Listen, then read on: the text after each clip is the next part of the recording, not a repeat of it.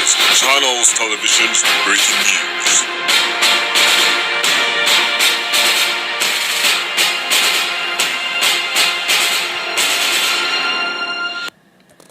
Hi, and welcome back to The Tea. I'm your host, Viers, and today I am sitting here with the world-famous historian, Rayna Hill. It's a pleasure to be here, Regan. Thank you. Yes, and a pleasure meeting you today.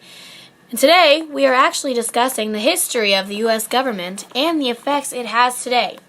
Now, our government pretty much started with the Constitution, right? Well, before we had the Constitution, we did have the Articles of Confederation, which were established in 1777, by the way. But the first actual effective text was indeed the Constitution. Oh, yes. So, spill the tea. What's the big deal with the Constitution? What's it do? Well, the Constitution starts with the preamble, which was created to explain why the Constitution was written. And, well, how do you think things have changed over the Constitution?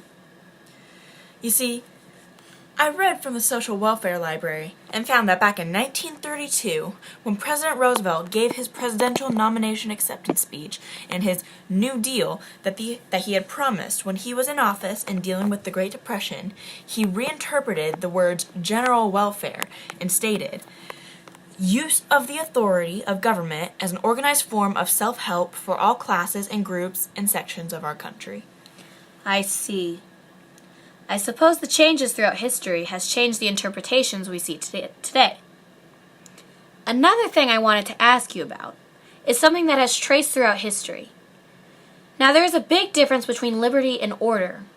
What has the tension been that has been shown throughout history, do you think?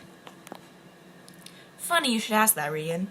See, before the New Deal, Americans were often all about their freedom from English rule. Yes, because they boycotted and everything. I know what you're talking Exactly. about. Yeah. However, many people started to believe that the government and that America was gaining more of a hold of its people. Oh, okay. I see. And by the way, this group of people called the Tenthers had actually formed after the New Deal era and believed that New Deal era reformers led an unlawful coup against the true Constitution, exploiting Depression-born desperation to expand the federal government's powers beyond recognition. Tenthers used this movement to keep the government from abusing power they didn't have according to the Constitution. I see. Now, speaking of the development throughout history, there has been dramatic changes in both religion and equality. Care to elaborate on that?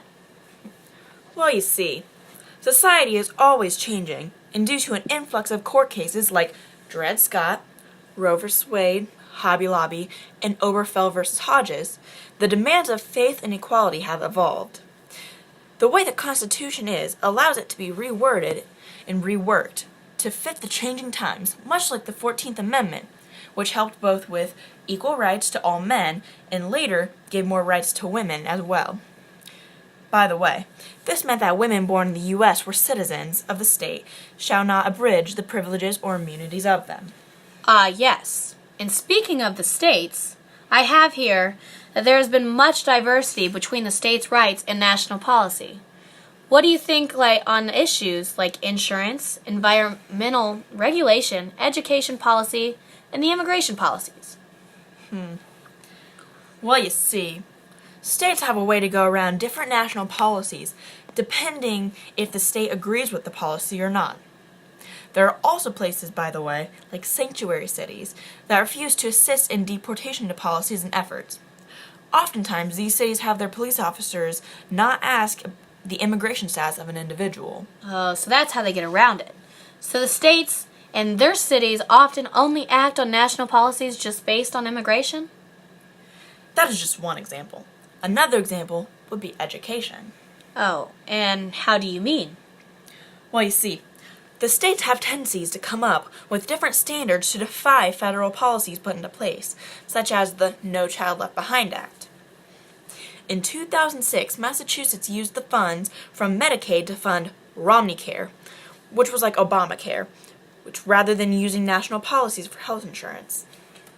So the states use their power to go around some national policies to make their people happy. So would that be much like the federal government and how they rework and reword the Constitution? Yes, exactly. Think you've got it, Regan. Oh, yes. Okay, thank you. And moving on, I have here one last question for you.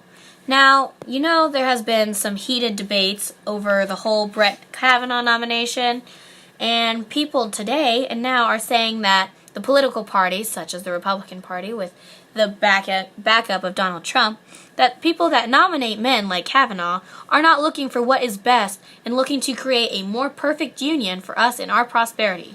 What party do you believe has the best ideas for our country? Well, you see, everyone is going to have different opinions on which party has the best ideas for creating a more perfect union for us and our posterity, because not everyone has the same views. For example, some generations only care about violence in movies and sex on TV, whereas others care about life, liberty, and the pursuit of happiness in the American way.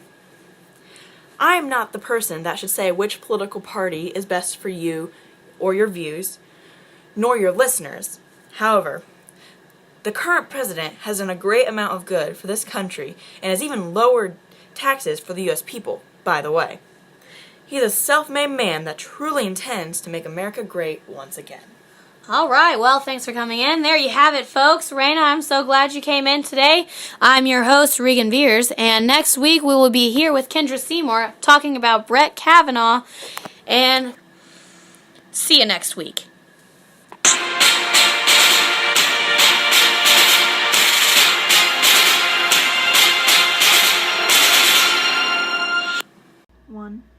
Action.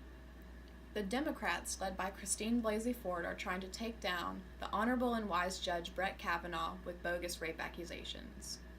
The Dems are trying to dismantle by forcing their agenda and unbalancing the Supreme Court.